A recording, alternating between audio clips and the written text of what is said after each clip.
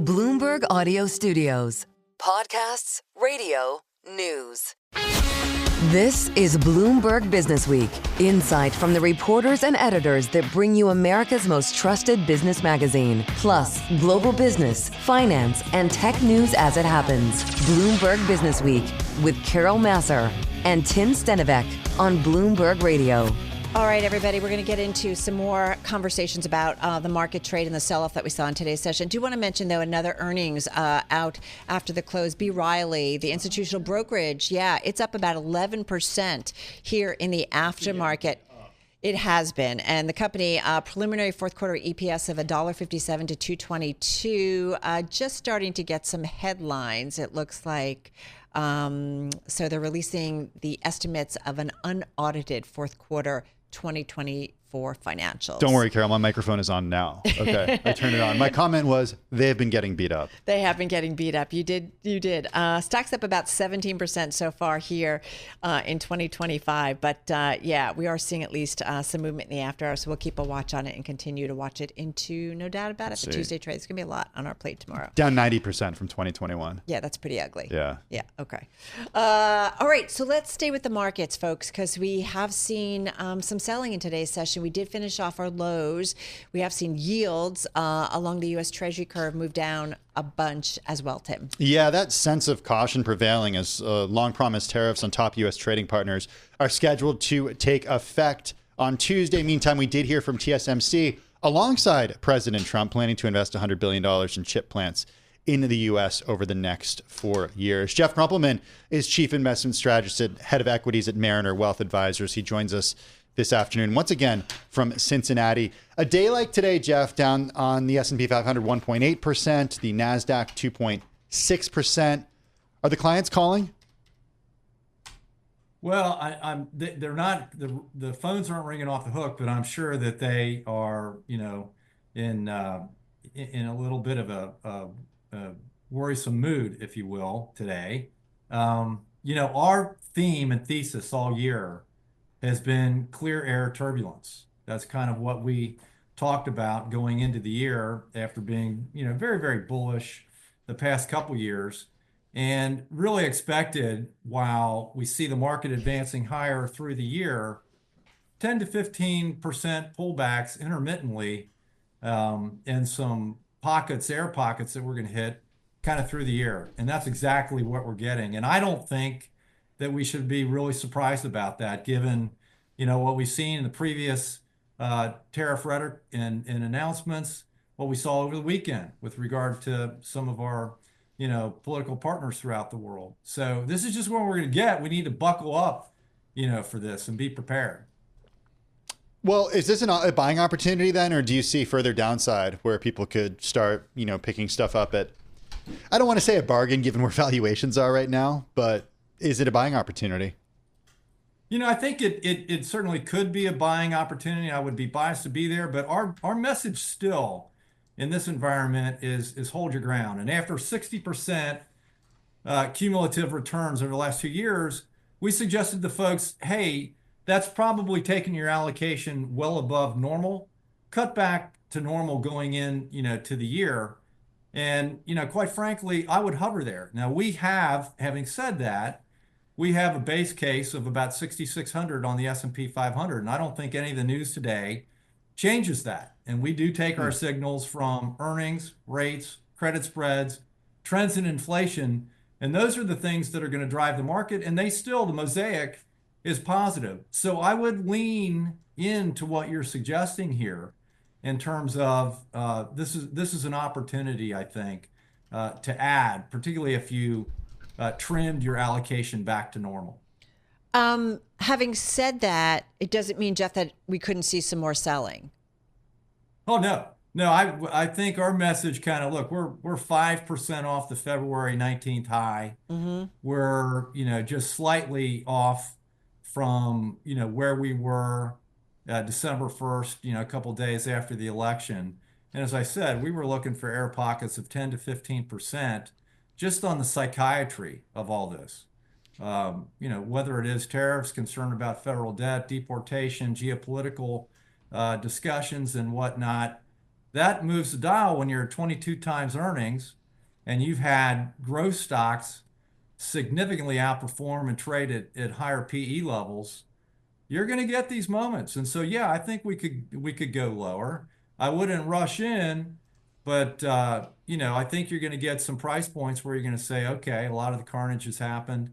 And I also think, Carol, that you can do some tactical repositioning in here. We've seen a shift in leadership, and I think what you own and how you're positioned in here is important. We've made some adjustments to that, and may make some more. Meaning time to buy outside of the U.S.? That's not a bad point. We are kind of domestically biased, but if you don't have exposure to international stocks, I certainly would be thinking about that this year in an active way. You don't need to do that passively. You can do it in an active manner, and certainly the international markets have outperformed so far U.S., but also within U.S. and from a sector standpoint, you saw extreme outperformance in the growth stocks, and the S&P 500 is really a concentrated index right now, with 7 stocks representing a third of the portfolio. The Russell 1000 Growth Index, those growth stocks represent 7 stocks, more than 50% of the portfolio. So yeah. I think you want exposure there, but not to the same level as the index. And healthcare looks good, and some of these defensive areas are leading this year. Well, we would take the foot off the pedal a little bit. Hey, and that's what I want to ask you, Jeff, about some of the areas that you like, and that includes some in consumer discretionary. And one name that you shared with our producer, Paul Brennan, is Kroger, and that was in the news today. The CEO resigning following an investigation into his personal conduct, the company replacing him following this investigation, which was deemed inconsistent, their words, with the company's policy on business ethics. This is someone who has been in this industry, been in this company for a long time. What's your take on that news? Well, Carol, I know about as much as you do right now at this moment. That was kind of breaking news. And, I think without learning further, they said it was a non-business nature. Mm-hmm. This apparently was personal conduct. It's a wonderful business model.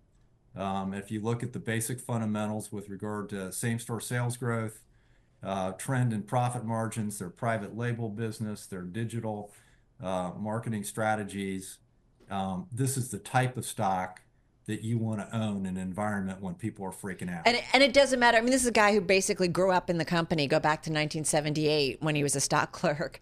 I've had an opportunity to talk to him and interview him. And I'm just, this is a business he knows so well. It doesn't matter to you in terms of an investment play if the CEO has changed?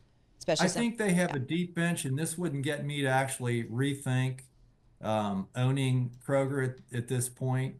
Certainly, I think, we want to know more, but I think they do have a deep bench and a wonderful business model. So I think many companies have gone through, management change like this at the highest level and have executed quite well on the other side of that. I see no reason to think that they cannot do that. But certainly it's a headwind here from a price action standpoint for, kind of the near term. But those are the types of stocks, whether it's Kroger or J&J or Amgen or Vertex or some of the other names that I gave you in kind of, the more staple area of consumer or healthcare that I think you want to look toward. So it's not just Cincinnati bias about why you pick Kroger, company that's based there. Just making sure, Jeff, I didn't mention P&G, okay? You didn't mention P&G. I was waiting for that one. I did not do that. Always great when you join us. But, we like it more in the studio when you come and visit us here in New York. So hopefully you'll do that soon. A big thank you to Jeff Krumpelman, Chief Investment Strategist and Head of Equities at Mariner Wealth Advisors. Hey, Carol, some news in the world of real estate today. Apollo Global providing a $275 million loan to refi a pair of apartment towers in Manhattan's financial district. It's interesting because lenders, they've been active in financing luxury residential products in places such as Manhattan, South Florida. Good market, strong market. Yeah, demand for those areas remains high. Yeah, they have been active. For some context on that demand, we bring back Louise Phillips Forbes, real estate broker at Brown Harris Stevens. She has sold close to $6 billion worth of real estate since she began back, was it in the 1990s? 1990s. Still 1990. It's a lot. Hey, nice to have you here back in our Bloomberg Interactive Broker studio. I just want to start with something that, we are looking at a market that has had some nervousness in it today. We think it's pretty clear that there's concerns about tariffs out of the White House, what impact it will have on growth in the United States, just all of that. Tell me, coming into this, what do you want to tell me about what's going on in your world in terms of the market, the economy that I'm sure your clients talk to you about, the business backdrop, the economic backdrop? What are you hearing? So I think there are a couple of things I would say. Everybody thinks that the real estate market is going to react in the same way, in the same time as the stock market. And that isn't necessarily the case. It does have cause and effects. I mean, I just literally on my way over here, I was like, how many deals do we have in contract right now? Over 10 million. It's 104. Wow. Ranging from 10 million and above up to 55. This is just Manhattan? Just Manhattan. Sounds like a lot. Is it a lot? It's a lot. I mean, listen. Is that typical? Is that where we were? It feels like that somebody's not reading the news. However, people have been waiting a very long time. And I will say in March of 2000, the market dropped 600 points for me. And I was, thank goodness, I went to contract and I put $600,000 into real estate. So I was thinking, what would that have been worth if I didn't pull it out?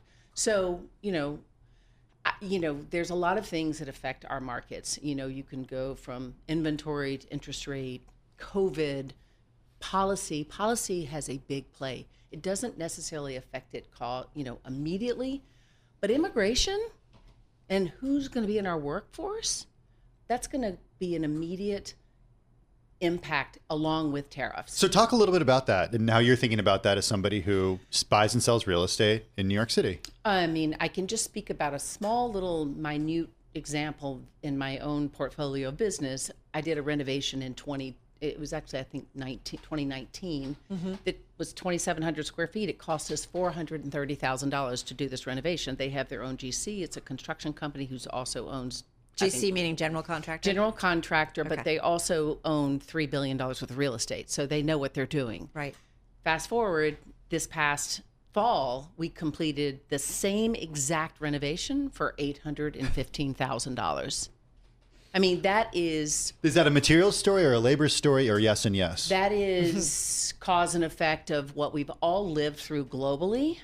But what does that mean? So to Tim's point, is it because the contractors, I have two brothers who work in contractors, they talk about lack of workers. They talk about higher materials costs. Is that what it is? Yes. I mean, it's part of that, but it's also everything. I mean, codes and the policies of getting construction done in your buildings, since Surfside, the policies for safety are much more the building collapse in Florida. Yeah. And much more impacting what it costs for insurance. My own insurance in my own co-op went up twice, 38%. Yeah. So it's pushed in every angle. And then you have this kind of attitude sort of politically and policies that are going to have impact. And it's and yet you have more than 100 contracts waiting to be signed for These deals are hard of deals. 10 million and above. So it'll be interesting to see if any of those don't close because they're concerned about this impact. But at that luxury price and that level, you're dealing with 1% of the 1% of 1%. It's not the everyday guy. It's not even the guy that's buying that renovation that I did for $830,000. They're thinking, shoo, that would be 1.4 for me. Right. So, but listen, we knew Hence it was the market we talk about of the wealthy in a kind of one class, right? Yep. And then there's a lot of folks who moves, who are affected. Listen, but are having a tough time. You start to see things that happen because of that cause and effect. If you think about, I was reading an article about generational wealth. And, you know, I'm looking at 50% of the first-time buyer transactions that I've done in the last like 3 to 4, since COVID. I would say 50% of those are gifting or co-purchasing by parents. So, and they're referring to it as the silver tsunami. So yeah, it's interesting. And when you talk to your wealth advisors, they're like, listen, there's going to be $4 trillion generational. Hey, it's Monday. Yes, amen. I need another cup of coffee. But it's affecting that, and it's going to be passed down. And when you're also dealing with we have developers with the tariffs that are talking about putting in their contracts contingencies. And who's going to sign a contract when you're not sure what 25% mean? What does that mean? So it's going to remain to be interesting. Yeah. Andrew Cuomo jumping into the mayor's race. Does I had a feeling you were going to go there. Well, I'm just wondering, you know, we talk so much when we talk politics, we talk at the national level and out of Washington, D.C., but your world is so focused on New York City. Sure. I mean, does the who's mayor matter? Who governor and mayor and how they work together matter, but those policies, you know, when you had Bloomberg for 12 years, he, you know, rezoned 41% of the landmass of Manhattan. It was tremendous growth and employment and, you know, areas that were not appreciating that have now become like, you know, great anchors for a whole area. We need strong leadership, no matter who it is. We need strong leadership. And it also has to be somebody who understands cause and effect and is interested in the growth and also the well-being of our quality of life. Are you at all concerned about Governor Hochul going up against President Trump and the way that, you know, we saw with congestion pricing, Sean Duffy, the transportation secretary, essentially saying a couple weeks ago, we're going after it. The governor of New York saying, no, you're not. It's the state fighting the federal government. Does that concern you? I think that, you know, everybody who has sort of witnessed and experienced some of the transactional tone that Trump has is a tit for tat. That can be concerning. But I also believe that, look, I don't like congestion. I don't like that tax. It's costing me $3,000 a year to go to work. But if it's for the good of the people in general, then I'm grateful that I can pay for it. Louise, one thing I want to ask you. I'm going to tell you about the subway when we're off air. Oh, okay. All right. We can talk about using, you know. All right. It's okay. I do use it a lot. Okay. I do use it a lot. I want to ask But it's you. my mobile office. Okay. There's policy, there's also rate environment. And mortgage rates in the U.S. dropped for a 6 week. 6.4 today, right? Right. Falling to the lowest level in more than 2 months. Yeah, exactly. So I love it. You knew it. Right on it.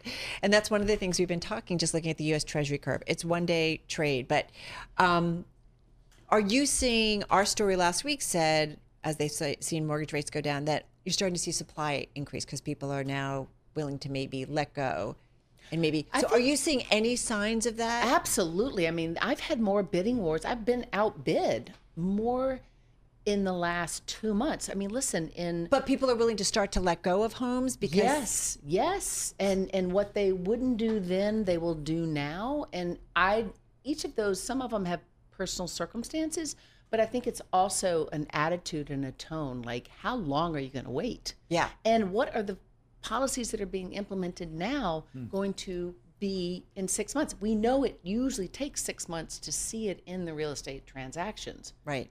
That cause and effect, unlike the stock market today.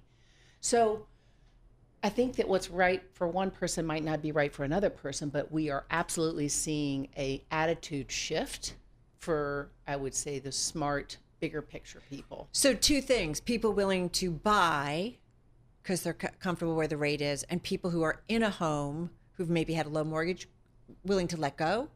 Or are we not seeing that yet? I think the low mortgage thing is not a conversation as much as the next chapter of their life is a conversation. Okay. They're not letting go because there's nothing else to get. Yeah. So if you're going to, I don't know, Colorado, wherever there's some inventory that's not 32 people bidding on one unit, then you might let go of your place in Darien, Connecticut that has like 17 homes on the market, you know? Yeah. So I think that those are things that we're up against. I'll also just say that interesting, the second week in February, they did 41 transactions in 1 week north of 4 million. And that is the most activity that we have seen in that sector since 2022, since March of 2022. Where's weakness in the market? What price point? Priced incorrectly, homes that are priced incorrectly. I mean, too high or too low? Look, the low. I mean, every sector is moving if it's priced right. So, I mean, that's why we have 104 units that are in contract for north of 10 million. I bet if I was to really do the analysis, that those are all had multiple price reductions. Nothing in here says recession to you?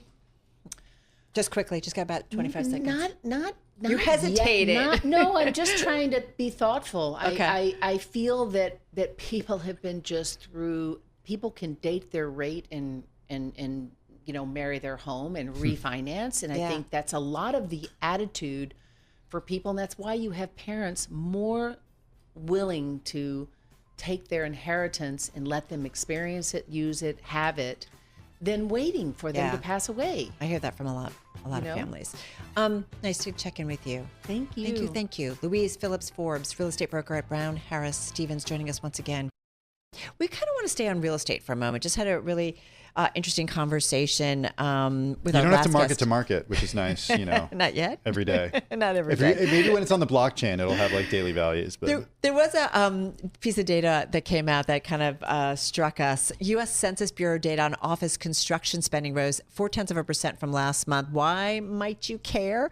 This data generally refers to the value of new construction activity of office properties on a seasonally adjusted basis. So rising construction spending suggests increased amount of new supply to come, which presents a challenge for landlords tasked with leasing new and existing space. So this we thought might be a good setup for our next guest. We're going to continue talking real estate. Yeah, he's a commercial and office investor and developer. Back with us is Michael Shvo, founder, chairman, and CEO of the luxury real estate company that bears his name. It's got a current portfolio valued at about $8 billion. It includes properties in New York, San Francisco, Miami Beach, and Chicago. He joins us from New York City. Michael, it's been a while since we spoke. How are you? I'm great. How are you guys doing? We're doing pretty well. Look, can't ignore the market on a day like today, the equity market. Does a sell-off such as this make you nervous at all? I just heard what you guys said. We don't have to mark to market every day. So whatever happens in the market is really doesn't concern us. Real estate, and particularly commercial real estate, are long-term investments. We buy trophy assets. We're going to own them for 20 to 30 years. The bumps in the road obviously are unpleasant, but they don't really affect the market, obviously, like the equity market or any other markets that are so sensitive to the daily activities. No, but a market decline or pullback, or if it's representative of things to come, an indication of maybe the U.S. economy softening, earnings maybe not being as robust, it will or could lead to companies saying, I'm not going to expand, I'm not going to take that office space, or I'm not going to do this, or I'm not going to do that new building, that new office building or headquarters. So tell us what's been kind of the mood, the environment when it comes to movement, demand, and new build that you're seeing in the commercial office space right now. Sure. I think that when you look at companies, actually, since the election, we've seen a huge spike in office demand. We could talk about the San Francisco market. We spoke about this multiple times. I've been on your show. And every time it's the same question, what's going to happen in San Francisco? 2 years ago, I came to the show, I said San Francisco is going to be great when everybody thought it's going to get demised. And today, San Francisco, last quarter, has seen the highest level of leasing since COVID. So we're seeing a huge return in San Francisco as a market as a whole. We're seeing heightened tours. We're seeing companies expand space in San Francisco, which is something we haven't seen since before COVID. So I think there's an absolute positive mood in the market. Again, you're talking about this, obviously the unknowns with the tariffs and things that change the market on a daily basis, but companies are making longer term plans. We're seeing large companies now engaging again to make commitments. If it's law firms, if it's banks, obviously the AI industry in San Francisco is booming. So we're quite positive. I mean, we've done at the Pyramid alone, we've done 250,000 square feet of leasing over the last 7 weeks. That's the most leasing we've done over the last 18 months. So we're seeing the reality of kind of what we call the Trump election, and we'll have to see how long this lasts. But as of now, things are, at least on the leasing side, extremely positive. You know, I was thinking of you when I saw this story today hit at noon, because I knew we were speaking to you about San Francisco, but Anthropic has raised $3.5 billion at a valuation of $61.5 billion. The amount of money that we've seen go into these AI companies, OpenAI, it's currently in talks for an even larger $300 billion valuation. How are you seeing that money ripple throughout San Francisco commercial real estate? So in 2024, there were approximately 86 new AI leases that were signed, right? And those leases, some beyond OpenAI, a lot of them are startups or kind of a little bit later stage companies. Those leases beyond the large leases were, 10 to 25,000 square foot leases. Q1 of this year, we're seeing AI companies go to 50 to 100,000 square foot spaces, which is a huge shift, right? It means that there's larger commitment, larger space, but it really means that companies are getting larger investments because a lot of these companies are not profitable. So we're seeing a very fast growth in the AI business that's driving them to take more space. And San Francisco is obviously the hub of AI. So we feel very positive about the AI industry. It's been booming. It's been growing, I think, at the fastest industry we've ever seen of a single industry that's driving the real estate market. Michael, at what price are people taking new space? Is it at a discount to where it was pre-pandemic? So it depends what type of space, right? Oh. So again, there's kind of the trophy space, like the Transamerica Pyramid, and there is the commodity. So the commodity space is trading at a discount, and at a big discount. I would say 30 to 40% discount than what it was pre-COVID, because there's a tremendous amount of inventory. And I think I told you last time I was on that a lot of these buildings, in my opinion, should just be demolished because they expired. But the trophy assets, if it's the Transamerica Pyramid in San Francisco or some of the other assets that we're handling, are seeing record rents. I mean, we've done rents at the Transamerica Pyramid today that are 3 times the rent of pre-COVID, because companies at the top of the market are continuing to spend, are seeing growth, and are willing to spend a lot more money on rent, because over the last 20 years, the company's growth has been a lot faster than rent growth. Rent growth normally is 3% a year. Companies have grown, obviously, if you look at the market, at a much faster pace. Yeah. So a little bit of a catch-up now is what companies are paying on rent versus their NOI, or versus kind of their income. Hey, while we have you, I want to talk about LA. You've got the property, the Mandarin Oriental Residences in Beverly Hills. Climate change, the devastating LA fires from a few weeks ago impacting the market. How is that happening? How is it impacting construction that's being done in the area? Just 30 seconds. So look, LA has suffered a huge blow. Interestingly enough, it did for a property that's available, it actually spiked demand because people need place to live. There's a shortage now of housing in LA. So it's an unfortunate thing, but there is right now a shortage of housing because there hasn't been real development in LA over the last 20 years, like anything of real substance. All right. Going to leave it on that note. Wish we had more time, but look forward to next time. Michael, thank you so much. Michael Shvo, he's founder, chairman, and CEO of the luxury real estate company Shvo, joining us with another view, if you will, on real estate, this time really the office property area. And we know they've been in San Francisco, couple of West Coast, Miami, Florida, so good view on that.